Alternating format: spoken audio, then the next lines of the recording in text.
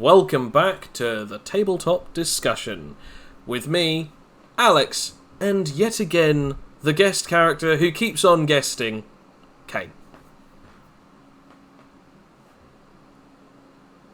Just really expecting something there, Kane. The dead silence from both of you. Yeah. Just...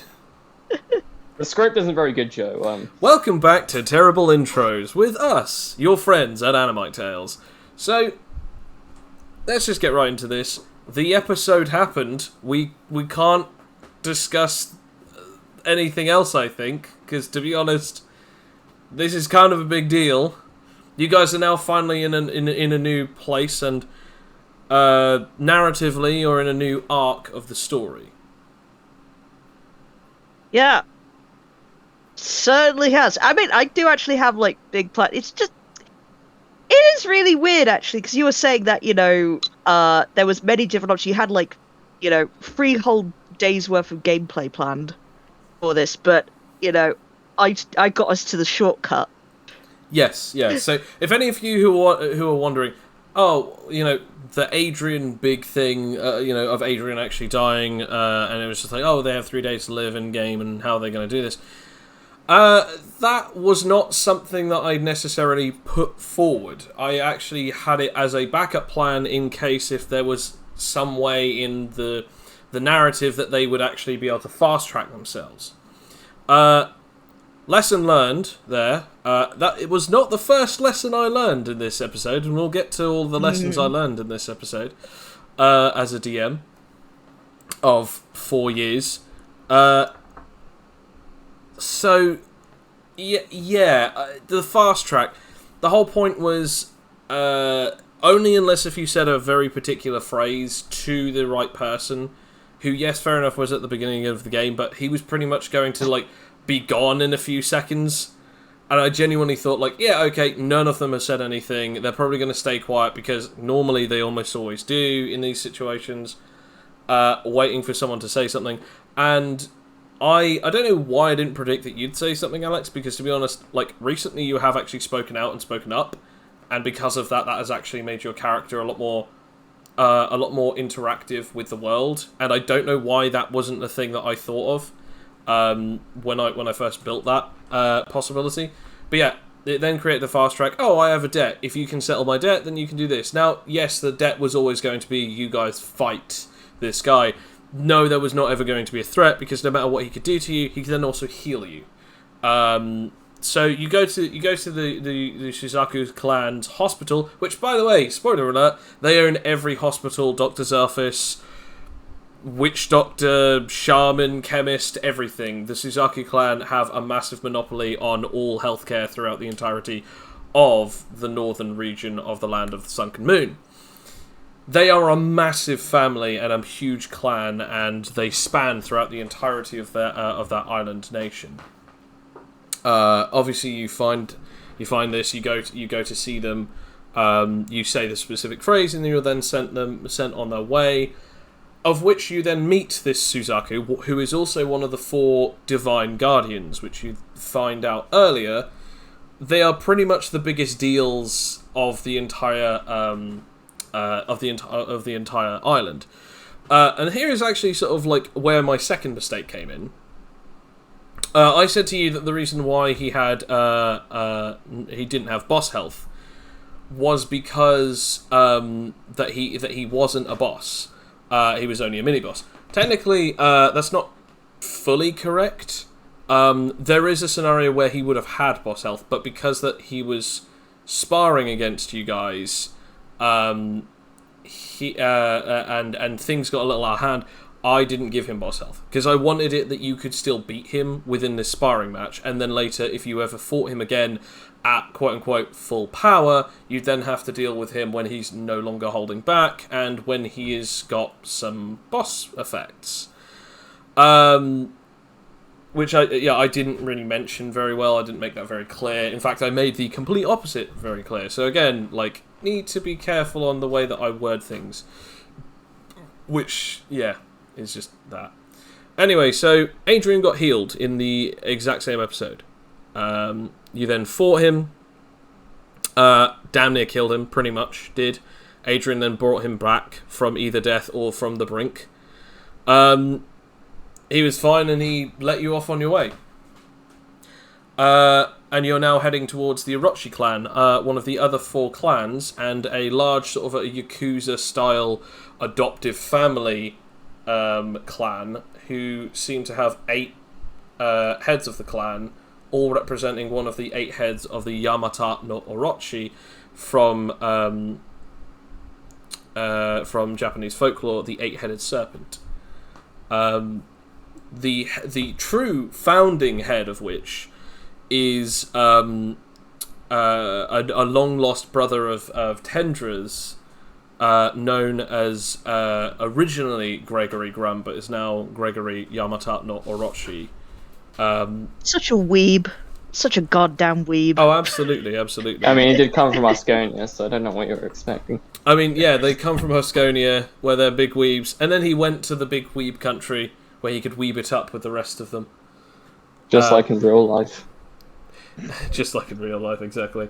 So, yeah, so ultimately that came about quite quickly. I think you know that a lot of lore and a lot of exposition was given out, which I do apologise for that. It was a very world building heavy episode, so I do apologise for a lot of me talking.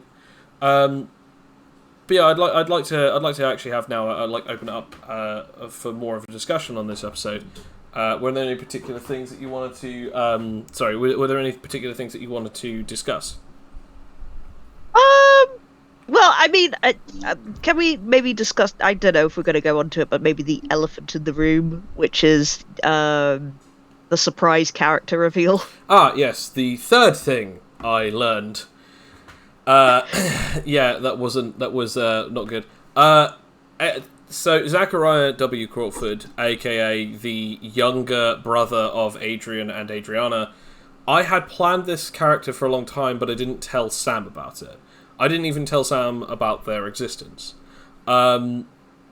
This has had a couple of backfires, but the biggest one has come from the fact that both of us have realised that communication just had not been happening, because Sam would talk to you and Connor about things that he had in his backstory in his lore, but he wouldn't tell me, the DM, the narrator, the GM, whatever you want to call it. And therefore, when I'd then make stuff canon, based on what we had discussed, both myself and him, he would then be not very happy or upset with it.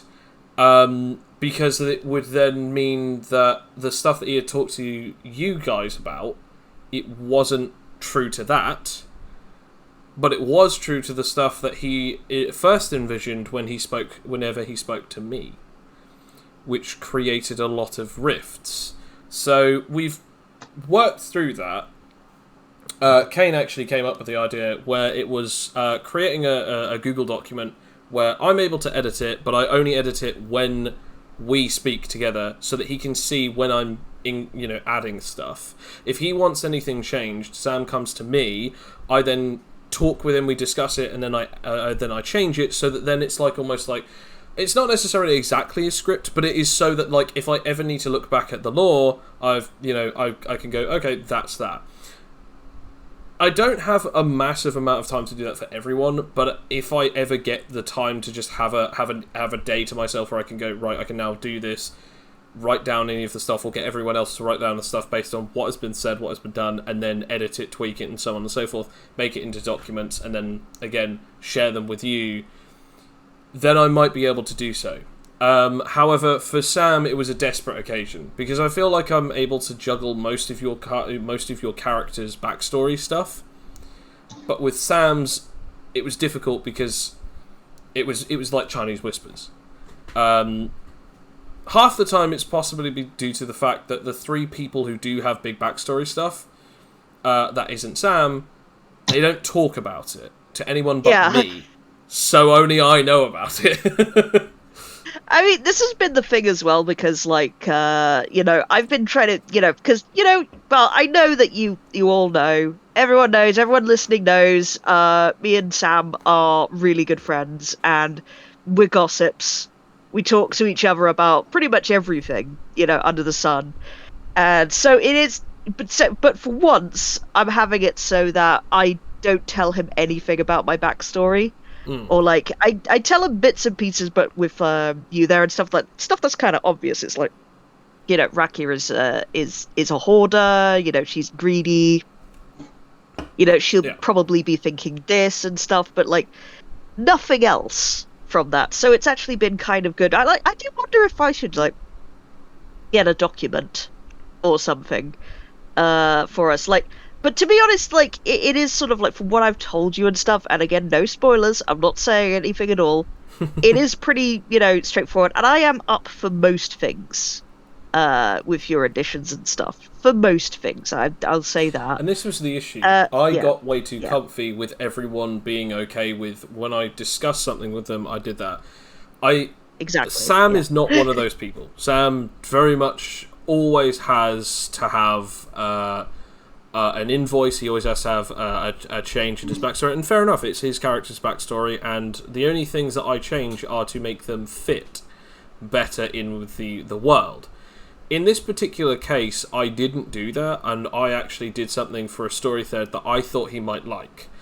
And it backfired in multiple ways. The first one is that Sam had created a bundle of lore to telling both you and Connor, and not told me. Got really upset because it didn't fit with that, and I could not have known in any way, shape or form. So already I was fighting a losing battle. The second one was I then created... the second thing was, look, I created a character that specifically I did not mention to him at any point in time during the creation of this. So, yes, it was not only a big surprise, but also he couldn't actually really do anything or deal with anything for it. And then the third and final one is... this character has the worst timing for this because of the stuff with it.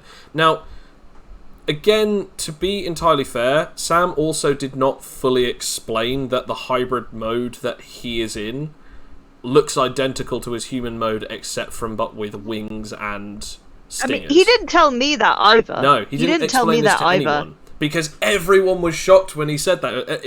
It was Bill, you, Connor. Wait, what? That's gross. Yeah, oh yeah, it looks like human skin, but it's actually like thick chitin. It's like, we just thought that you looked like a wasp. Like, we thought that you looked like your night mode or something. It's like, no.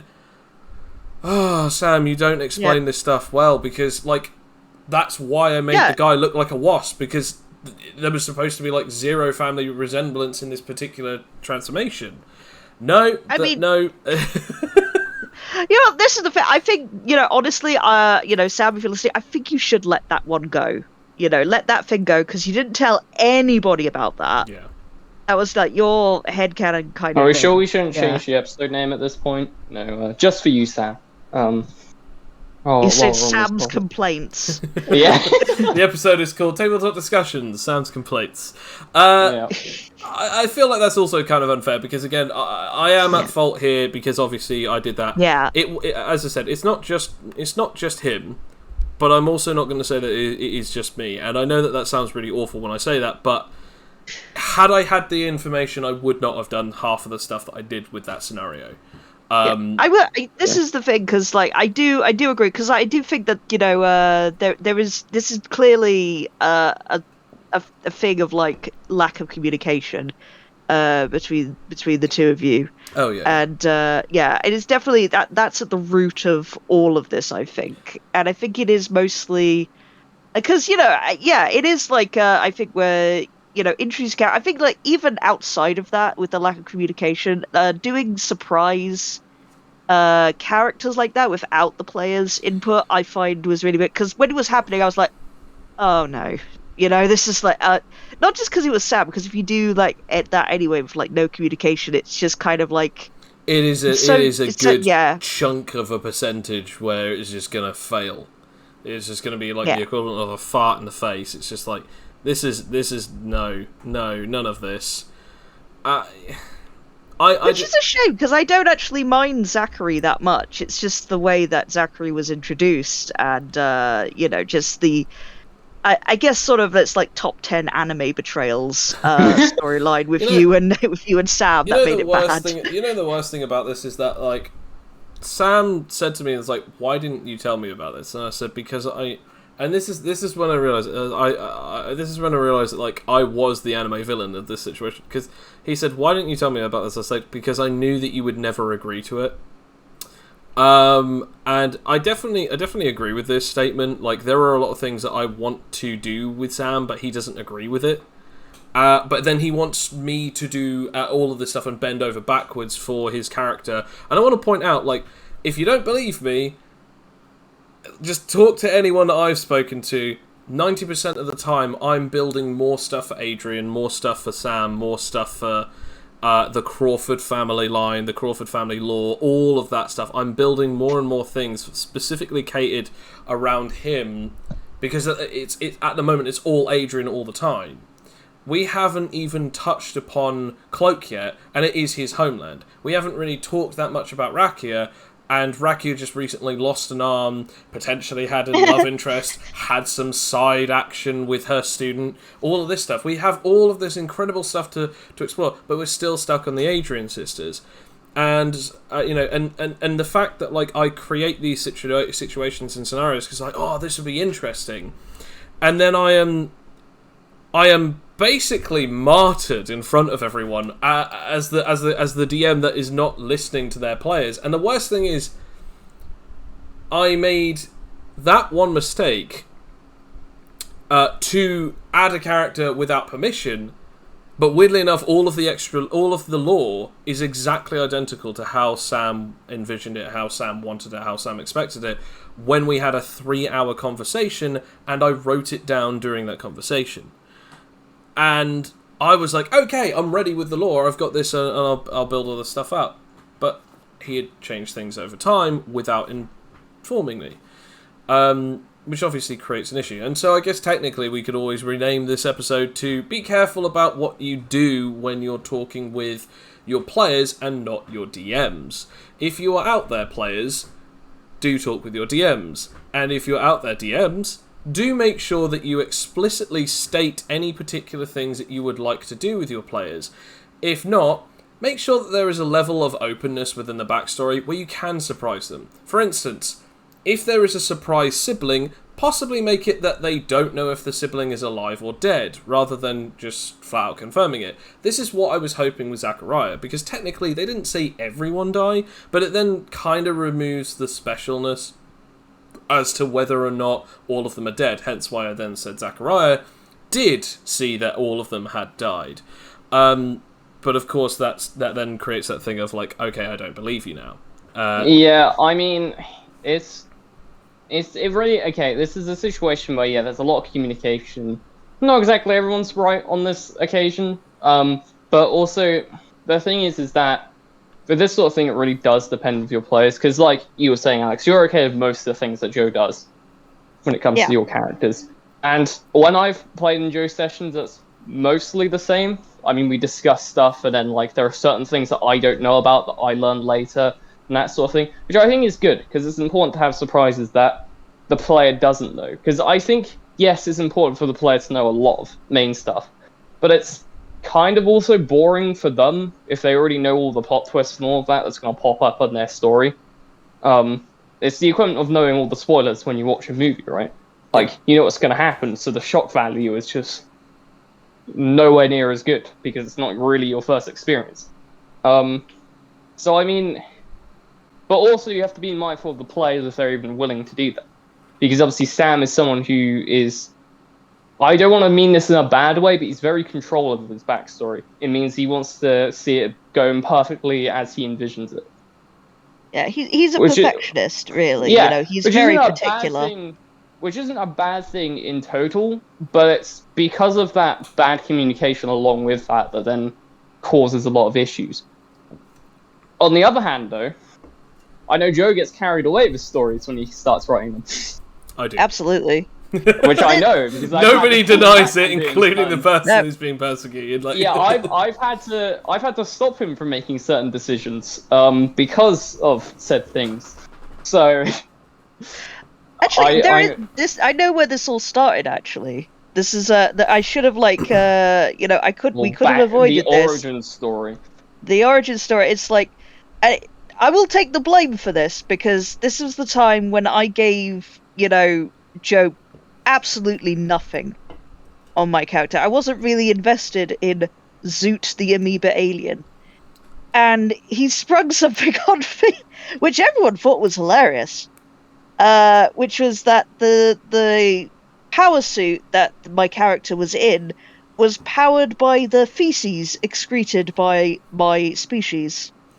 Because I gave him absolutely nothing. I didn't say it nothing. was feces. I just said it was an excrement of the dying cells. It's feces poop. now. It's feces poop. now. It's poop. It's the equivalent. It's their equivalent of sweat. Poop, sure. And sure. Dust. Yeah, see, poop. Yeah. Exactly, Yeah. poop. It's just poop. You can't change anyone's mind now.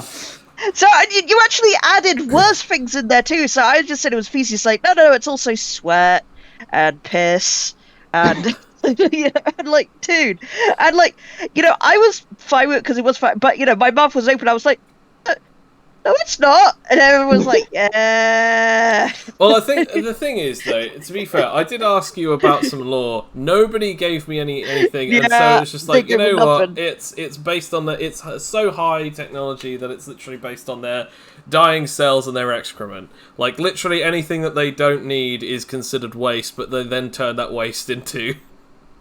And you see, that's the thing. It was okay. I was okay with that because it was funny, and because also, I gave you absolutely nothing. I was like, so that's the thing. I spent a lot of time on the species of Zoot, but not on the character. So I was like, I don't fucking know, dude. And I was like, yeah. So I walked right into that one, but it was one of those things where I was like, dude, don't put me in a poop suit.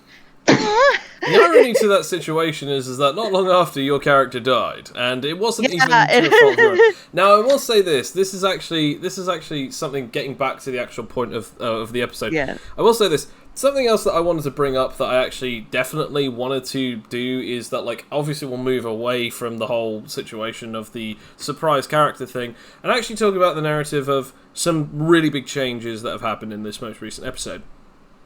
Some backstory stuff with Cloak. We find out that there's a word connected to him, which is Shungi. We also found out that, like, obviously, as we said, Tendra has a brother here. Sadly, Felix, Juice isn't here, so we can't really talk too much about Felix. But I was actually going to say, Felix has just found out that there are 3 Grum siblings who have done incredibly well for themselves after leaving the Grum family. They're notorious for this, one of which is Gregory Grum, the other is Jimmy Grum, who is a blacksmith in Iris City, and there is a third one which she did not mention. So there are 3 Grums from the incredibly large Grum family that have something to do with success, or at least notorious levels of success.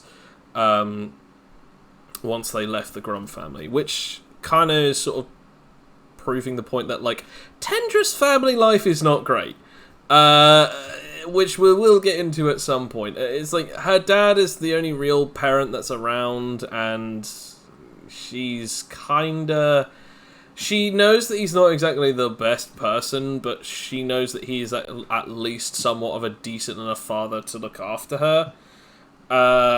Even if it does mean that he is somewhat maddened by the craziness that lives within inside him. It's like, my dad's a mad scientist. Really. But I was going to say, odd point. Shungi sounds like a board game. Yeah, it's very close to Shogi. Yeah. Like, all I can think about is when you said that, it's just... Is he part of a board game club? Okay, so full disclosure... Cloak's real secret. Shungi comes from 3 different words. Shun, Shogi, and Shinobi. I just put all of those words together, and I was like, yep, that sounds right. A lot of the time I do just make up words. For mostly not to do it based on other cultures, but it's literally because it's based off of, like, the concept of, like, the ancient language known as it's just known as Old Tongue there, but others would know it as Old Girison or New Huskonian. Although, if you use New Huskonian in front of them, they will actually claim that it's actually a lot of colloquialisms and a lot of slang, so they might not fully understand what you're getting at, because it's gone through 3 different states of eras. One being that, like, okay, here's the most common language in the world, now everyone learns it. Here's our language that we have known since, that we've had for hundreds, if not thousands of years. Here's then one that eventually was bastardized at a certain point in Girison and then claimed as its own type of language. And then finally, those who became Husks moved to an Arctic-like country, created their own country land called Huskonia, and then they spoke that language, but with a few new colloquialisms in it, ever changing it, and eventually called it Huskonian tongue or Huskton.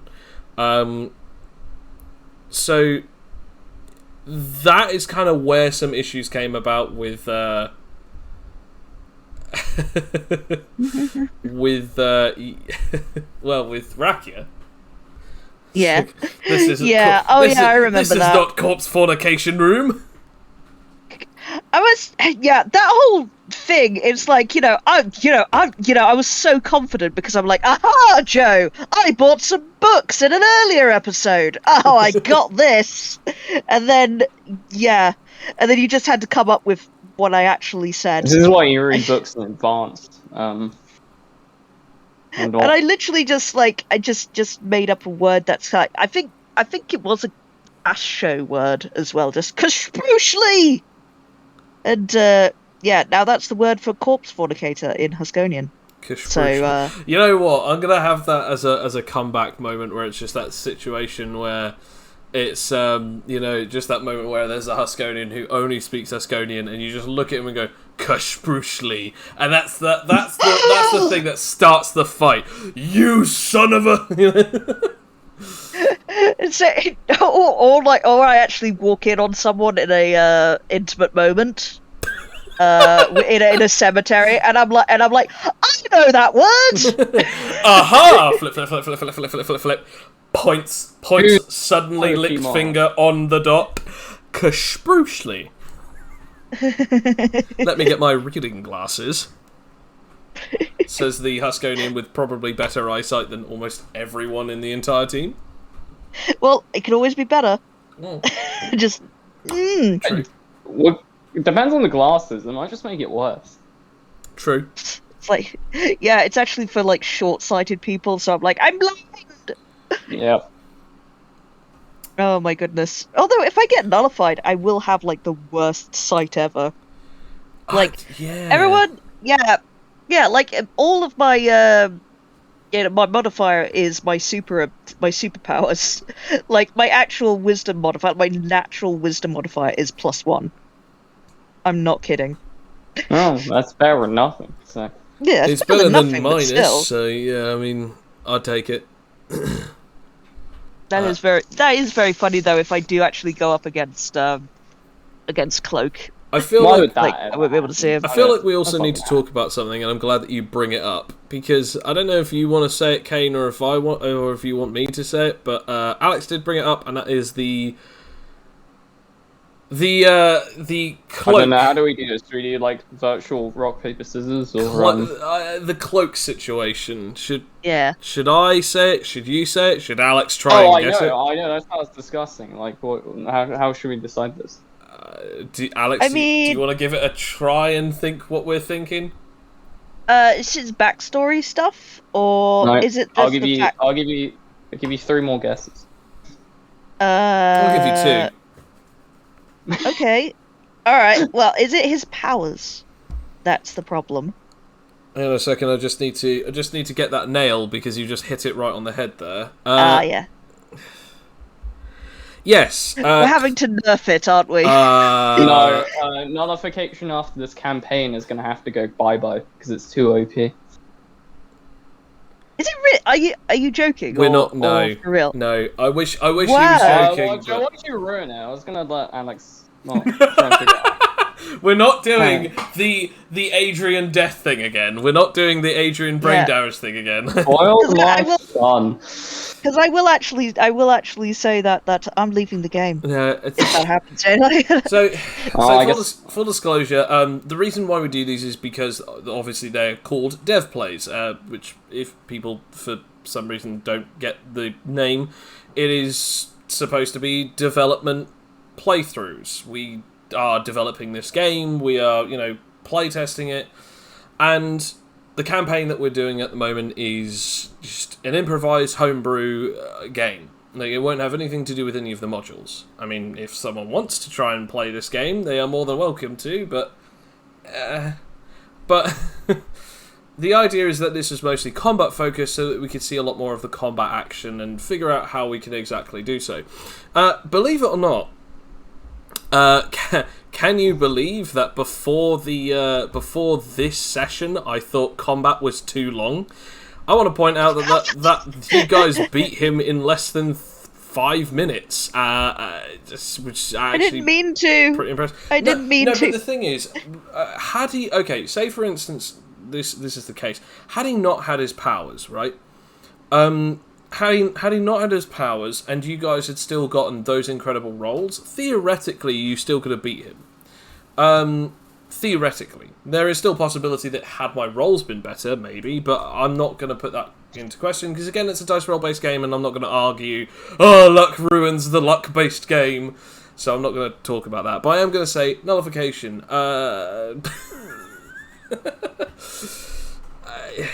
As you asked, like, is it going to get nerfed? The answer to that question is we're going to still have a look through throughout this campaign. Have a few different ways in which that it can be altered to see if there's any way to balance it. But as Kane and I have had a long time to think about this, it's more than likely that nullification as a power is too... First of all, it's too jammy. As in it's too good, too cheesy. It's basically a cheap power, and even worse, without a decent enough roleplay, it can be basically you are the mechanics god who chooses who does and who doesn't have powers. Now, I think the quickest way to say this is it kills a major part of the game, which is superpowers. Yeah, fair enough. And it also ruins your party mates in a way, which is kind of an issue if the whole point is you guys are playing together, because depending on the way they beat the enemy of nullification, it will actually take XP away from the rest of the party group. So it's not really party friendly. Also, it does just cause a bunch of issues, and it can't really be nerfed because you either nerf it to a point where it becomes useless, or it stays at the point where it's too good. So there's not really a middle ground for it, which is the issue. It is quite literally a god power, because you can literally choose as to whether or not someone has powers or not. Like, you can literally decide that boss now doesn't have the thing that makes it scary. And, yeah, as Kane said, it's pretty much just... Yep. So, after this campaign, nullification will no longer be... Unless we find a solution to fix this, it will more than likely go after this campaign. Now, personally, I actually kind of like that the fact that we've actually talked about a few different things like this before. Like with the Asta from Black Clover thing, actually having it that, like, it doesn't stop someone's power. So much as, like, if you hit them, it doesn't nullify them. What it actually does is dispels any powers that are generated from power. And if it hits someone with powers, as long as it's clamped onto them, like as it's stuck onto them, stuck into them, they can't easily access their power because it's draining it away from them over time. That kind of stuff could work. But even then, like, that would have to be a whole reboot of the entire power, and first of all, that's not fair on the player, but also, like, theoretically that could be a whole different power on its own, where it's like a power draining ability anyway. So technically, yeah, unless if over the span of the game which is going to still be quite a long campaign, unless if we figure a way to balance it in a way that doesn't completely neuter it. More than likely it will just be removed, because it is not only is it too good, but also it doesn't fit in this game too well. And this is like the second time that we've had to like completely change it as well, because it started off as a regular power and stuff, and until it got replaced by cloning. Yes. As the new power, and we'd say, oh yeah, this is definitely an Omegan power because it is just that OP. Because and, it has to be on its own and not alongside another one. Yeah, exactly. And now it's like, this is we found that it's like it's still really OP even as an Omegan power. So yeah, I'm not really sure how to fix it. I hope we can, because it would be nice, because I still like it as an Omegan power. I still, I'm still standing for it, and I like Cloak as a character too, so maybe that's influenced me somehow, but... I mean, definitely that's one of the reasons why I'm sad about it, but I also have to put this up there just because there might be someone who listens to this who is a DM or who's thinking about DMing. Imagine it this way: if you're a DM and you want to create a bunch of encounters, imagine if there was some particular player in your party that literally had an ability that didn't do more damage against them, didn't have an advantage against them, no, literally could stop them from doing the main thing that was them. Like, again, this game, yes, fair enough, doesn't have to require every enemy to be superpower. But imagine if you were like, oh, this creature, this monster, this character, this NPC, this big boss, this BBEG, or whatever the hell that you call it, has magic. Well, that's gone. All of it, just every single ounce of it is gone. If they touch you, it's gone. And you have to keep rolling saves, or you have to keep making sure that it doesn't break, and there's no modifiers and all this lot. And on top of that, they can also dispel abilities, they can do this, they can do that. Now, for those of you who are thinking, oh, why don't you just limit the amount of times they can do it?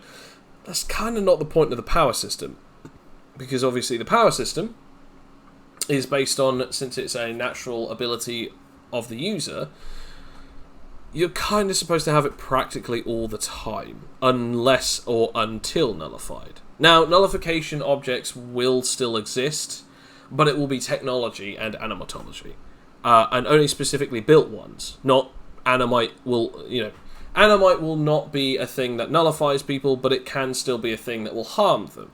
It can still do Animite damage, and so on and so forth. But it won't, upon contact, nullify them. It has to be technology that is specifically taking advantage of Animite to be able to neutralize, nullify, dampen, or negate powers.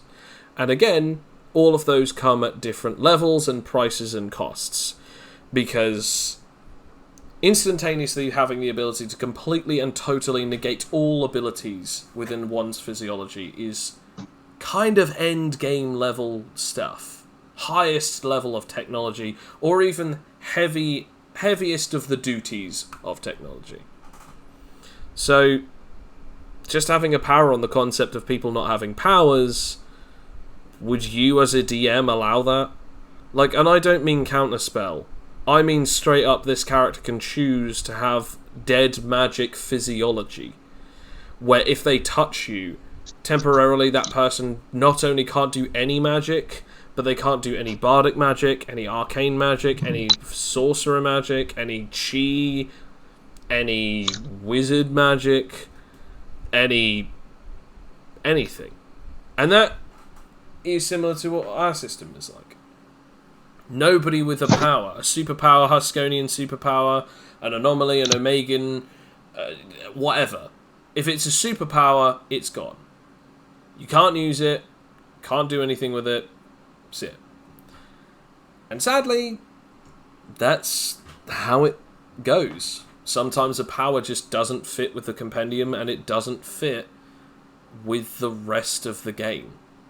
And as much as there are powers that we still love the idea of that we're going to be trying to add, and yes, there are powers that are like godlike abilities, there are still possibilities for people to take them down without needing nullification, and there are still possibilities for people to be able to fight against them.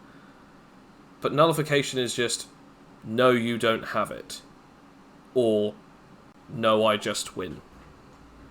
So, kind of have to nerf it or let it go. I would prefer to nerf it. I'm just saying it out there, because I would, because it is such a fun concept and power. Like, I don't want to let it go, but I understand the reasons for letting it go. Because it is just like, it is so OP, and it's gotten us in quite a lot of funny situations. And it's always the power that like vexes us. Yeah. Like, we've had to chop and change it so many times, it's like... Too much. I mean, in the last 3 months, Kane already knows this, but in the last 3 months, the amount of different changes that we've had to it. I mean, in the last 6 months, well, technically now it's 8 months now, I realise it, because it's been since... Oh my gosh, no, actually it's been more, hasn't it? It's now been 10 months. In the last 10 months, we have changed it from a superhuman power to an Omegan power, so it's entirely changed from whether or not you could have it alongside other powers to now it's only a power that can be basically equivalent to that of demigod-like abilities or meta powers. It then got nerfed again into the format of certain transformation abilities don't de-transform.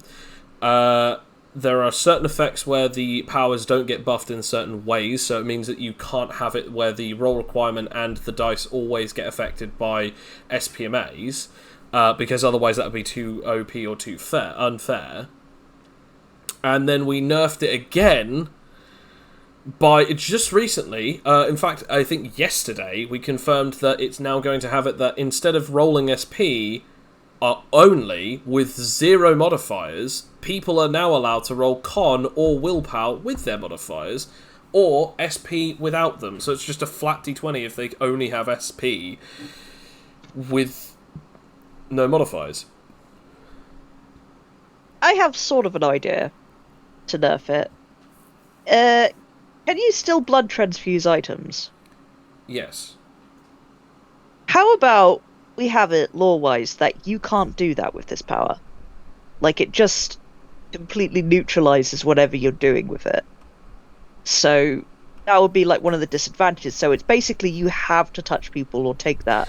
To be fair, final buff. Yeah. I mean, there are about 5, if not 6, powers minimum I can just think off the top of my head that do not have blood transfusion capabilities. Where, like, blood transfusing, it just doesn't do anything past maybe doing something slightly better, or even nothing at all. Super strength, super dexterity, super charisma.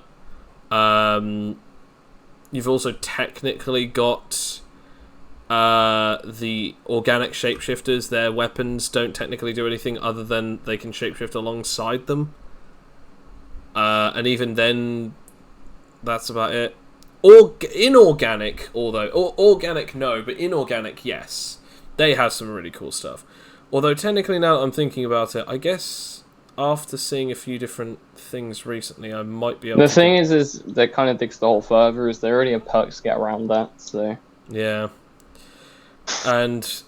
like, I think literally one of them's like an imbued like one where they literally just put negation energy onto a weapon.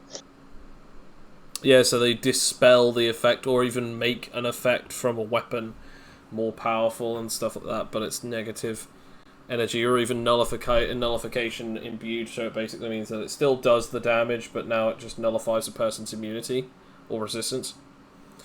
I mean, yeah, fair enough. We could remove any of these overpowered abilities, we can remove them and just have it that it's really basic, but at that point, it's still, again, nerfing to the point of practically neutering. From it also, you have to make the power fun as well. Yeah, I mean, why would you want it if it was... I mean, Bill said it this way. It is a power that it either works or it doesn't work. As soon as it starts working less, you're like, why would I bother? It's kind of like if you were to have a light bulb that only worked 50% of the time when you switched it on. You would just get another light bulb. And it's the same thing with the powers. You would just get another power, or you just make another character and kill that one off, or even replace it, because it's just not fun. I mean, okay, imagine it this way. Imagine if I said this, Alex.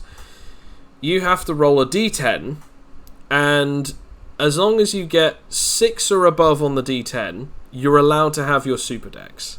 If you get 5 or less on that d10, you're not allowed super dex, but if you get a natural 1, you can have super dex, but you deal equal amount of damage that you dealt with that super dex, but with recoil. That's every time, forever. There's no way of getting rid of that downside. That downside sticks with you, doesn't give you any further upsides. It's exactly the current mechanic that you're currently using right now with your super dex, but with this extra d10 mechanic. Would, you know, and by the way, it doesn't affect anyone else. It's only just your specific character. Would you still want to play as that character, or would you prefer to move over to another one? I don't know. I'd probably still try if it was Rakia. Well, to be fair, you love Rakia, so it doesn't really matter. I love Rakia, so it doesn't. Yeah, I'm the wrong person to ask for that. But what I've basically said to you is pretty much the equivalent of an old mechanic that we used way back in the first year I know, of this game. which sucked. Which absolutely sucked, and I'm glad it's gone. I never got to play as that, but that really did suck. Yeah, it definitely did. But the same thing is with nullification. It sadly, like, it has to go.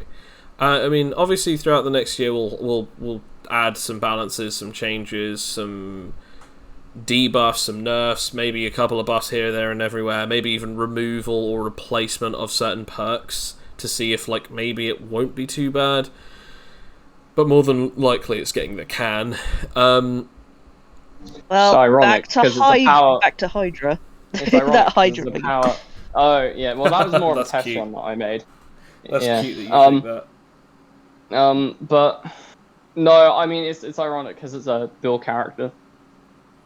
Yeah, Bill has not had the best Bill has not had the best time with most of his like powers end up getting nerfed when he plays with them, which is quite ironic. Although, I tell you what, the two powers that have never been nerfed that he's actually played with, well, actually, no. I was about to say gravity control. You know, sounds so confident about that. Though. Technically, that didn't get nerfed, but I was actually going to say the two powers that never got nerfed were actually the powers that he played as Nathan, which were Catalyst and the Absorption ability, the Absorption Regeneration. And because of that, the campaign got stopped early. The only way to nerf him is just to end the campaign. It feels like we're against him. It feels like we're against him. But we're really not. How am I involved in this? You're developing the game too. Yeah, like don't palm this on. It's not my fault. Player. Yeah, it is. I mean, it's not. I mean, if anything, I'm just stupidly lucky because of an arcade, my power just constantly kept getting buffed. So I'm just the other. The only way that we can I'm just on the other side of the spectrum. Ironically enough, the only way that we could actually argue that you got nerfed was when we buffed it and stated, by the way, the build that you chose actually would now have a new perk. And then later on, like, well, actually, that perk still exists, but it's not as good as we originally stated.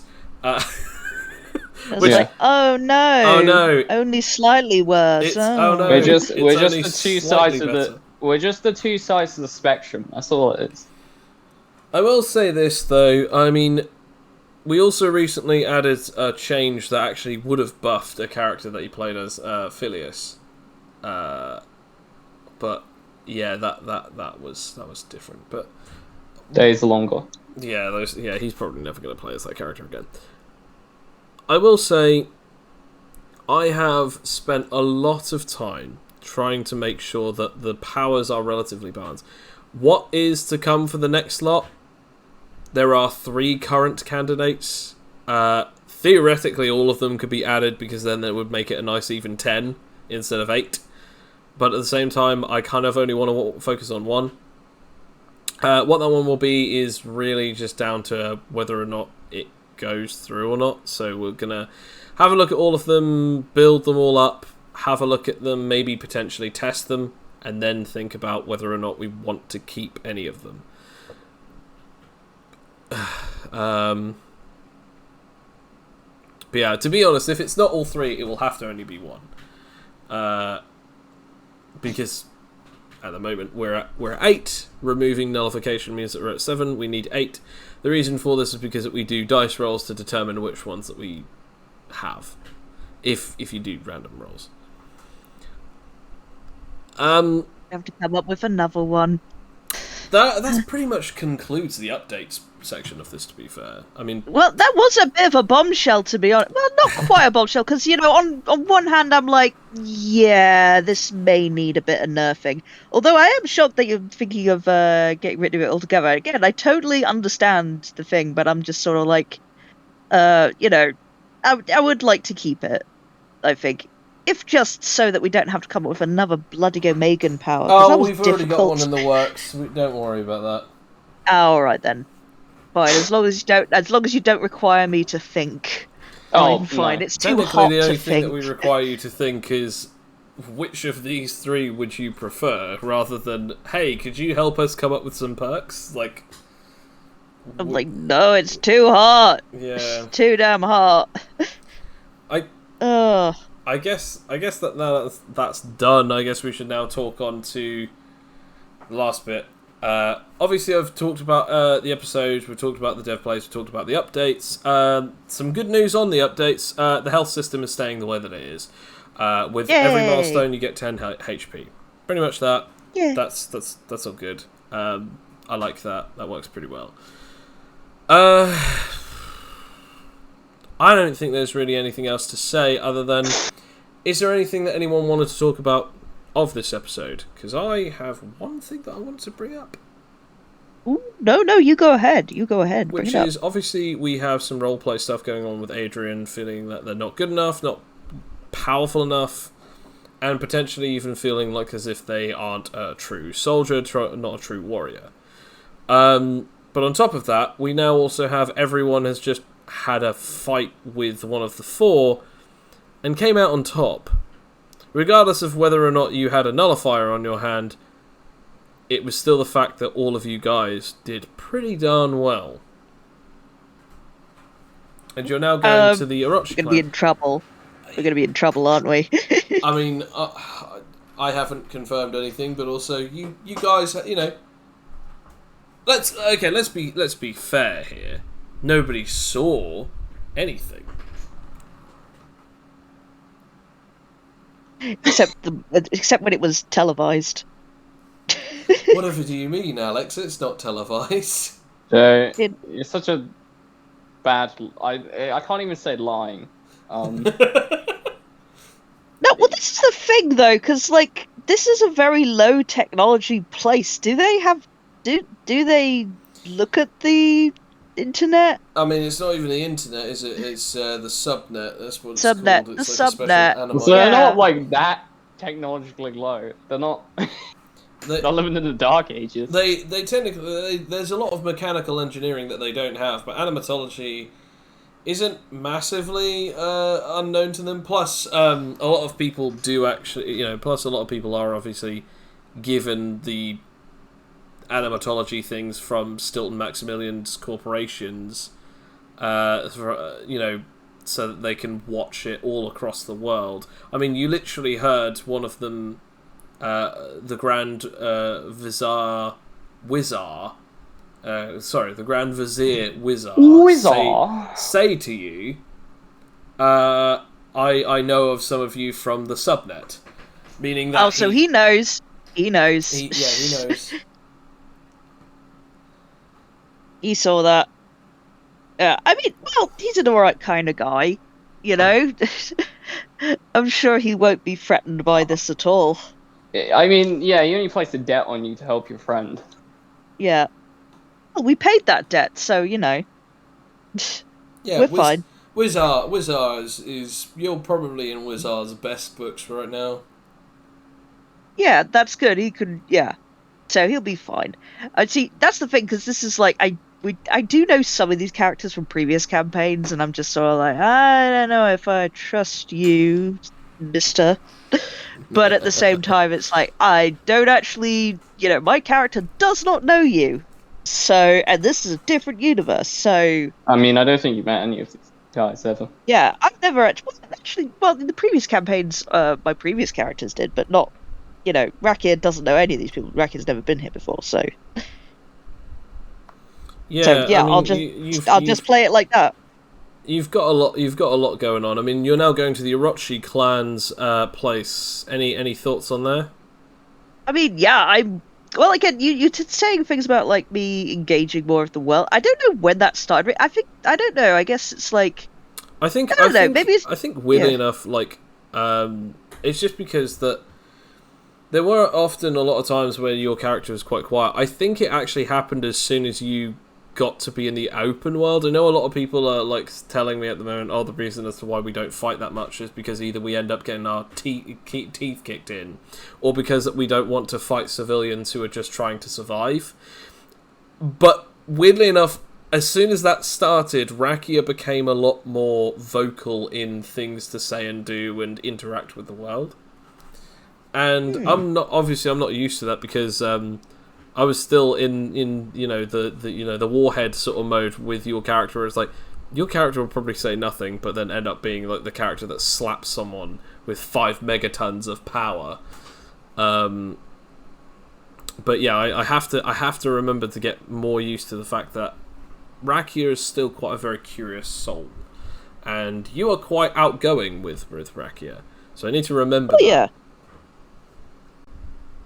Yeah, I think it's just like, well, partly the meta is that, I want to explore this whole new world that we've got, because, because I like exploring the worlds that you create and stuff, but I also want Rakia to learn everything at her disposal, and I'm going for this whole thing of, like, Rakia, has it in her head that she has to, like, complete certain trials in order to, like, be truly accepted and understood and stuff and become the ultimate warrior. I mean, this is why she wanted to do the beast battles anyway, and we may be getting to that. We don't know if like Rakia wants to abandon that or not, since it's in a bad location. But it is sort of like, well, all of the the best champions did all of these things, and I mean, can prove that I'm good at the same time as the strongest creature on the other side. So exactly. It's funny because Shall we? as you just mentioned, you also just found out on the southern side, which is where the strongest creature, Yol Kaiga, the leader of the Oni pirates, that's a part of his territory within one of the 8 seas that he is a ruler of. He is a ruler of one of the 8 seas. And yeah, you guys found out about that last the session before, and then the most recent session you then find out, oh, by the way, the Yurikiri only kills people in the southern region. Where the pirates are, and where all the superpower hating people are. Damn it! So it's that thing of like, yeah, you could go to the southern region. Good luck. So yeah, there is a possibility for you to do that, but whether I will or not is the question. Because right now, I mean, this is the perfect opportunity to do the arc that I've always wanted to do, is like the trying to learn willpower arc. Like, because now Rakia knows that you can now punch people in the soul. She would like to learn that, or find ways of getting around that. It is possible to take injuries of the soul as well as the body. Now it is time for me to learn this technique. I remember learning those lessons indeed. It's like, it's going to be great, because I know for a fact I think I broke someone's leg, so... Oh my god, yes you did, didn't you? Yeah, you just... Yeah, you Actually, did. No, technically that wasn't the first time. I think I walked into someone's dojo and they just taught me it, and I left immediately because I had other things to do. It's like, you're just totally flexing. It's like, the master of willpower. I think the worst willpower situation I've ever seen before is when someone said, okay, I need to learn this particular technique, and then they just got up and went, nah, I'm done with this, and then they just walked out before they finished their lesson. I think that was Legion. It's like... Sounds about right. Yeah, I think that sounds like Legion. Legion, the man You of got the impatient. ironic, yeah, the ironically the master of time, impatient. Yeah, but I know that's going to be great because I know that I want a situation, and I think this is how it's going to pan out. With my rubbish willpower, that everybody's going to learn something about willpower except for Rakia. Like Rakia is just going to fail miserably, and have a character arc moment of that of I cannot have this. And I'll talk to you about it later of potential reasons why, story reasons why she can't do that. But I mean, we know why. It's because the modifiers are bad. But not that a story reason explaining why modifiers are bad, not modifiers bad. I mean, one's will is not strong enough to learn it. I feel like that's a pretty good lore reason. No, but but I really, really want to. I wanna. To be fair, I wanna do it. It's not impossible. That is true. Because Not impossible. I'm currently doing it with one of my characters, and his willpower is 4. So it's Whoa, that's like one higher than mine. yes, it's not entirely impossible to learn willpower of low modifiers. You just have to find the right people and be smart. So Well, Rakia is smart-ish. yeah, supposedly the smartest person on the group, considering they have super intelligence. So Yeah. That is true. I will say one last thing before we do head off, since we are coming to a close on this episode. It will be interesting to see what you guys get up to next. I look forward to seeing what exactly you do end up doing, but I will say this. We recently did implement a new system where when you get a natural 20, you get 10 XP plus 10 XP for every milestone. And that's been working out brilliantly. I really do like that. But something came up very recently where Rakia... Alex, you as Rakia rolled something and you got a natural 20 with whip proficiency. And you then put those 2 points, which is the usual amount of points, into that proficiency. You then got another natural 20 later on, which you then state, I am not going to put it into this proficiency, I'm going to put it into my XP. And that's when I realised that here was the issue.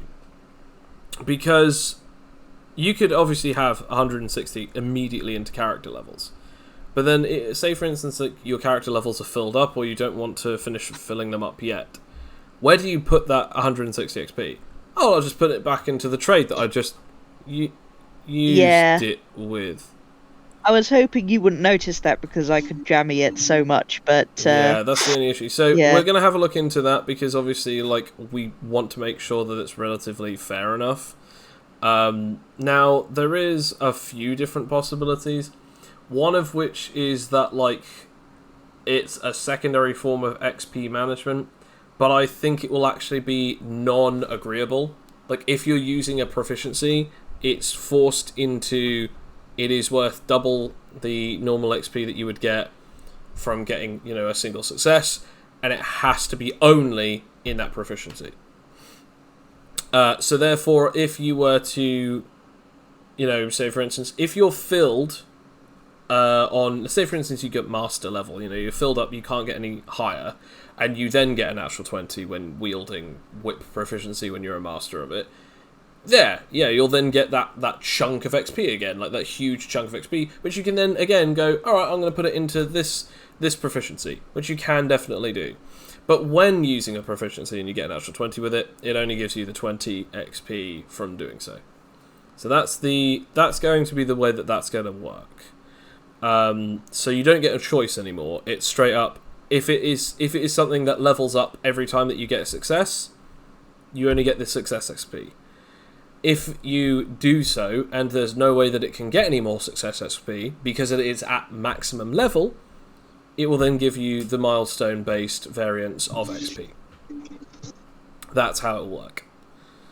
I think that's relatively fair. I also think that it works quite nicely because then it's a secondary reward as to, mastering something, and then using the XP that you got from wielding that thing, and then putting it into other stuff that you've learned over time. So that's what we're going to do from now on. from now on, not when I had it to my advantage. Oh no, absolutely. Like, you won't be allowed to put it into it now. Like, Yeah. So any of the XP that you have from the last stuff, you won't be able to put into now. Fair enough. Yeah. Because otherwise, Another thing to remember. jammy as hell. But at the same time, I think the next episode is going to be quite an interesting. I want to say spectator sport, but I don't know, because I don't know what you guys will get up to. I don't even know if you'll get up to any combat next session. I hope you do, but we'll have to see exactly what Cloak thinks about your current doings within the land that is his homeland, or what exactly is going on with Adrian's behaviour. How exactly is Felix going to be dealing with this new set of situations that have arisen? And what exactly does Rakia want? Of course, whatever Rakia does want, we're assured that Fletcher will, of course, follow his master. Thank you very much for listening, everyone. If you wish to listen to any more of our content, check out the #AnimiteTales YouTube channel. This has been myself, Rakia, and definitely not Aquila. Thank you very much for listening, and have a wonderful night. That master thing sounds kind of sus, though. It's not kinky, I swear. It sounds pretty kinky to me, that's all I'm saying. Stop shaming it. So now, Joe. I haven't ended the episode yet, guys. What? It's true, though. And have a wonderful night. And remember, don't get too kinky. The neighbours might hear. Ciao, ciao. Ciao, ciao for now, I believe, is the phrase. Damn UK!